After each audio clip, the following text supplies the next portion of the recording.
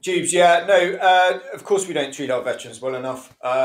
It's been a long-term project of mine to try and reset how this country treats her veterans, how it looks after her military families. Armed Forces Week is a bit of a sort of bittersweet one for me because whilst I enjoy the sort of extra attention towards the armed forces, I think some of the focus has kind of lost its way over the years. I think so in some cases we focus a lot on remembrance and things like that, and actually there's already a remembrance festival. I think actually we should mark it with really true, deep, and meaningful commitments to our armed forces and their veterans. And I think we're still yet to sort of meet that standard that. Well, the Prime Minister himself has set of being the best country in the world to be an armed forces veteran.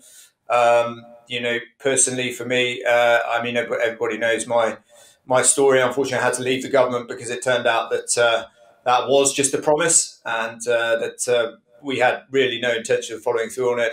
I'm campaigning now hard as a member of Parliament on the backbenches, of course, but for people like Mandy and others who frankly deserve a lot better from their government.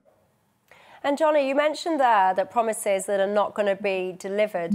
Why is that? Do you think that it was an unrealistic set of objectives in the first place? Or do you think that the objective was realistic, but there's just not the will to make things happen? No, of course it's not unrealistic. I mean, I've never asked for a lot of money for veterans or anything like that. There's plenty of money in the service charity sector, although that is coming under significant challenge now. There is services out there is provision out there, but it does require a real sort of political will and leadership in order to make the services work for veterans. Ask the question not how much we're putting in, but actually what does it feel like to be a veteran in the UK in 2021? Why are we not there? They just don't care enough yet, and I think that goes for Boris and the government machine. If they really cared, there are options to make this the best country in the world to be a veteran, without a shadow of a doubt.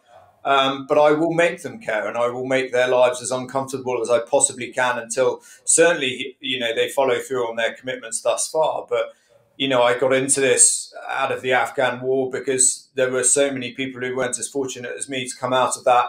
And I think they deserve a lot better. It's my life's work at the moment, and I will continue in that project.